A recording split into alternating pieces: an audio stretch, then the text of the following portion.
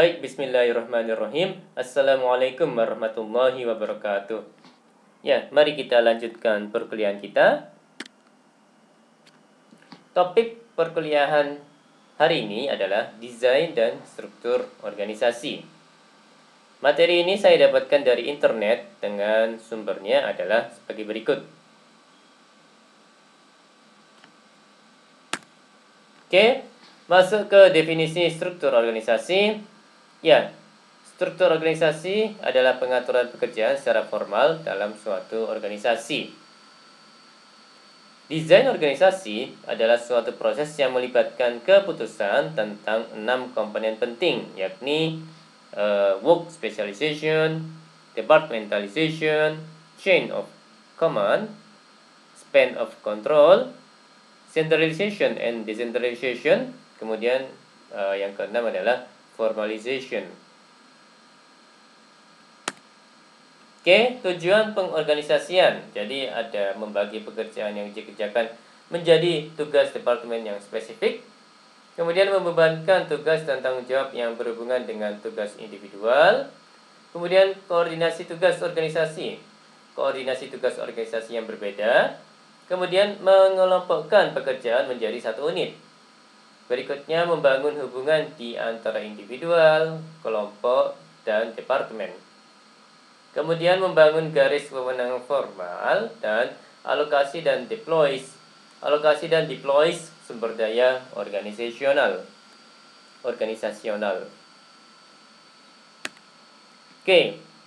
Ya, terkait pembahasan terkait struktur organisasi dengan lebih spesifik adalah work specialization, yakni tingkat pembagian tugas menjadi pekerjaan-pekerjaan yang terpisah yang dikerjakan masing-masing oleh orang yang berbeda.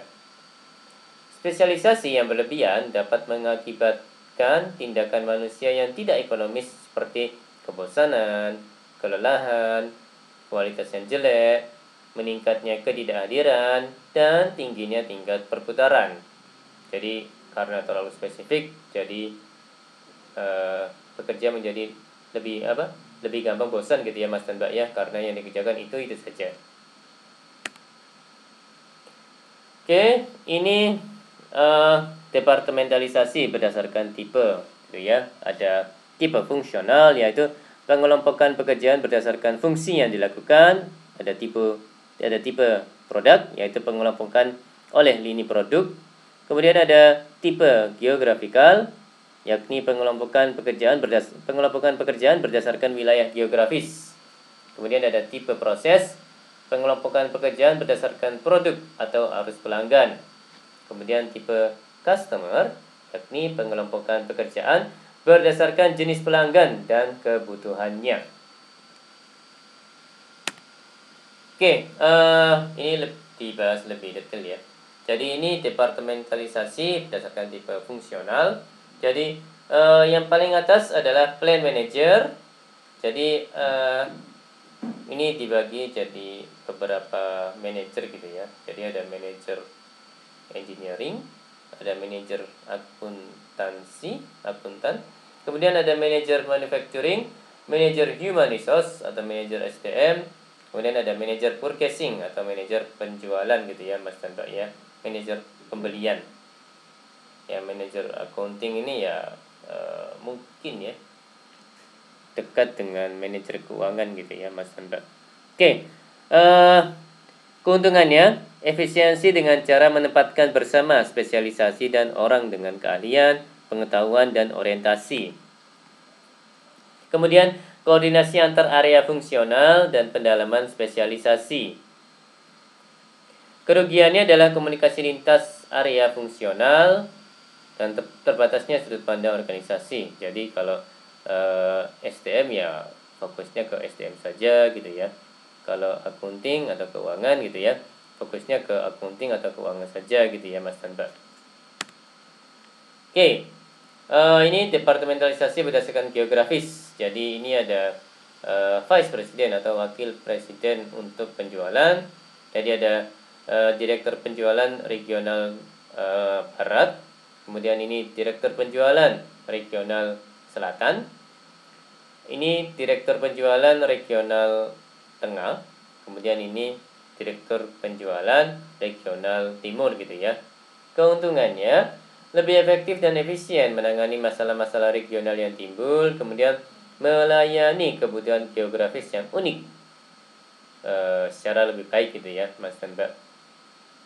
Kerugiannya duplikasi fungsi ya, karena misalnya ya regional timur dan juga regional barat dua-duanya mengerjakan misalnya keuangan dan juga SDM gitu ya, jadi duplikasi fungsi. Kemudian berikutnya dapat menimbulkan perasaan terisolasi dari area geografis lainnya. Oke, ini terkait departementalisasi berdasarkan produk ya, Mas dan Mbak. Jadi ada Bombardier, ini nama perusahaannya ya sepertinya, Bombardier Ltd. Jadi ini ada 3 sektor, ada mass transit sektor, ada recreational and utility vehicles sektor, dan juga ada rail products sektor. Jadi untuk yang mass transit sektor ada mass transit division, ada Bombardier Rotax di Vienna gitu ya. Kemudian untuk yang recreational and utility vehicles sektor ada recreational products division, ada logistic equipment division, dan ada industrial equipment division, dan ada Bombardier Rotax. Ini sepertinya nama tempat, Gunskirchen gitu ya. Kemudian ini untuk yang rail products sektor ada rail and diesel products division. Keuntungannya membantu menspesialisasikan produk dan jasa tertentu, kemudian manajer menjadi lebih ahli pada industri mereka dan lebih dekat ke pelanggan. Kerugiannya duplikasi fungsi dan pandangan terbatas. Jadi pandangan terhadap tujuan organisasinya terbatas gitu nih, Mas dan Mbak sekalian. Oke, kalau ini departementalisasi berdasarkan proses ya, proses kerja. Yang paling atas ini plan superintendent. Jadi bawah-bawahnya ada saving department manager, ada planning and milling department manager, ada assembling department manager, ada acquiring and sending department manager, dan ada finishing department manager, serta ada inspection and shipping department manager. Keuntungannya arus aktivitas lebih efisien karena bisa fokus gitu ya untuk melakukan satu atau beberapa proses kerja tertentu. Jadi bisa fokus, dan ya diharapkan karena fokus kualitas yang dihasilkan dari masing-masing departemennya bisa maksimal gitu ya, karena memang fokus dan spesifik gitu ya, Mas Tanda. Kerugiannya hanya dapat digunakan pada tipe produk tertentu. Misal departementalisasi ini, pembagian departemen ini hanya untuk misalnya produk tertentu, misalnya produk A gitu ya. Misalnya untuk produk B, C, dan seterusnya, itu ternyata tidak membutuhkan 6 departemen. Misalnya untuk yang produk B hanya butuh 4 departemen, produk C hanya 3 departemen, dan produk D hanya 5 departemen gitu ya, dan seterusnya. Nah, karenanya untuk satu produk tertentu ya ada spesifikasi, ada departementalisasi yang spesifik gitu ya, Mas dan Mbak ya, kalau saya tidak salah. Oke, baik. Ini departementalisasi berdasarkan pelanggan. Jadi yang paling atas ini direktur penjualan, ini yang bawah-bawahnya manager retail accounts, ini berikutnya manager wholesale accounts, kemudian ini berikutnya manager government accounts. Jadi kebutuhan pelanggan dan permasalahan dapat dipenuhi oleh spesialis. Ini keuntungannya ya. Bagaimana kerugiannya? Duplikasi fungsi dan pandangan terhadap tujuan organisasi terbatas gitu nggih, Mas dan Mbak. Oke, ini lanjutan pembahasan terkait struktur organisasi. Jadi ada pembahasan yang lebih detail terkait dengan rantai komando. Yang lebih detail ini adalah rantai komando, yakni garis kewenangan berkelanjutan yang membentang dari level paling atas suatu organisasi hingga level paling bawah dan menjelaskan siapa yang melapor ke siapa. Jadi jelas ya, Mas dan Mbak sekalian, Misalnya manajer level bawah gitu ya, atau supervisor melapor ke manajer tingkat menengah gitu ya, dan manajer tingkat menengah melapor ke manajer yang lebih tinggi atau top manager gitu ya Mas dan Mbak ya. Jadi seperti itu rantai komandonya Mas dan Mbak sekalian. Oke, ya organization structure lanjutan. Authority adalah hak yang melekat dalam suatu posisi manajerial untuk memberitahukan orang apa yang harus dikerjakan. Kemudian responsibility, kewajiban atau harapan untuk melaksanakan. Kemudian ini unity of command, yakni konsep bahwa seseorang harus memiliki satu bos dan harus lapor ke hanya satu orang tersebut. Ya, ini ada pemahaman seperti ini, nggih, Mas dan Mbak. Oke, bagaimana dengan rentang kendali? Yakni jumlah orang yang dapat secara efektif dan efisien diawasi oleh manajer. Rentang kendali dipengaruhi oleh ada beberapa poin ya. Di antaranya keahlian dan kemampuan manajer, karakteristik karyawan, karakteristik pekerjaan yang dikerjakan, keserupaan tugas, kemiripan tugas gitu ya maksudnya. Kemudian kerumitan tugas. Jadi misalnya tugasnya makin rumit, jadi manajer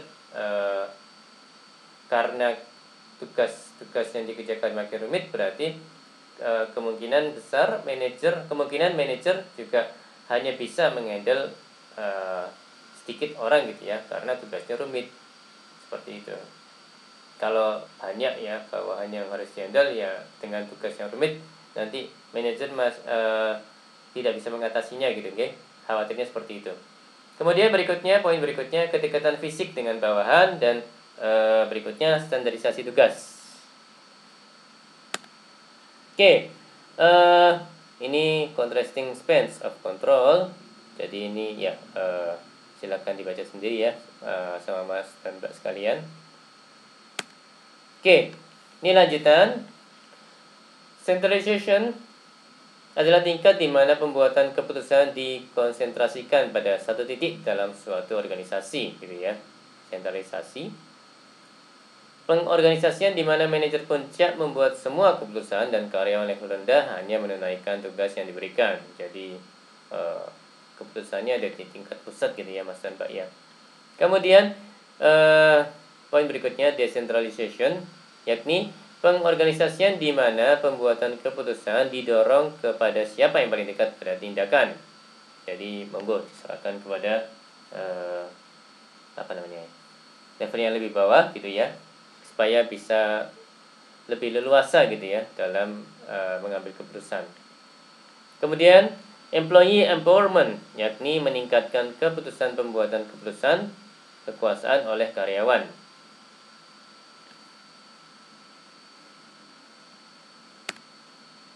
Oke, ini faktor-faktor yang mempengaruhi amount of centralization. Ya, ini jumlah sentralisasi gitu ya. Oke.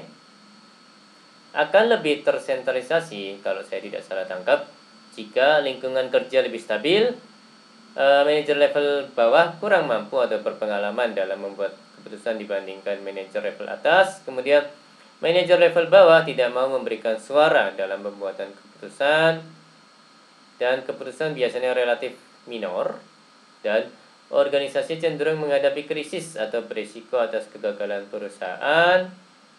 Kemudian organisasinya besar, dan implementasi efektif dari strategi perusahaan bergantung pada manajer yang bersikukuh tentang apa yang sedang terjadi.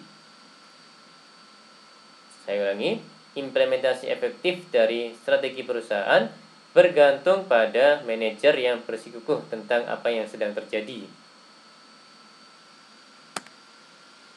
Oke. Kemudian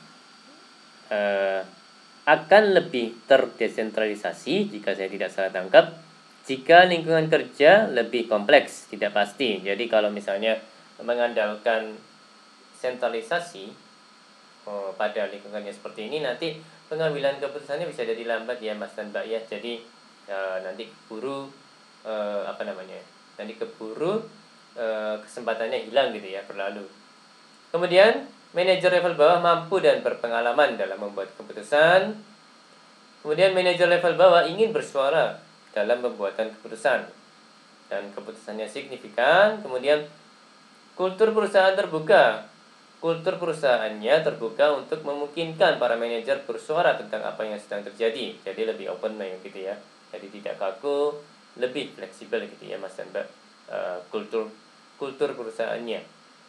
Kemudian perusahaan tersebar secara geografis. Ya karena geografis kalau mengandalkan sentralisasi nanti malah terhambat oleh faktor geografis tersebut ya Mas dan Mbak ya. Dikhawatirkan seperti itu.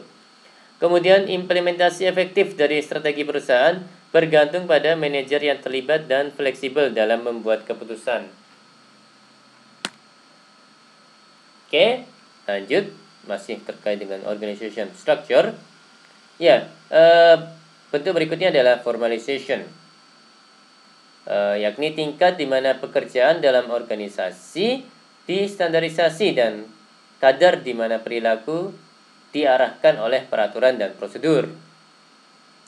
Formalisasi tinggi terhadap pekerjaan menawarkan sedikit kebijakan terhadap apa yang dikerjakan. Kemudian formalisasi rendah berarti sedikit penekanan terhadap bagaimana pekerjaan tersebut harus dilakukan. Seperti itu ya Mas dan Mbak ya. Baik, untuk hari ini sampai dengan slide sebelumnya ya Mas dan Mbak ya. Ya, untuk slide ini, slide nomor 19 hingga dan seterusnya, insya Allah akan kita bahas, kita kita paparkan di perkuliahan next time, perkuliahan berikutnya ya Mas dan Mbak ya. Baik, terima kasih atas perhatiannya Mas dan Mbak. Mohon maaf kalau ada kata-kata yang salah. Insya Allah kita akan jumpa next time. Saya akhiri. Wassalamualaikum warahmatullahi wabarakatuh.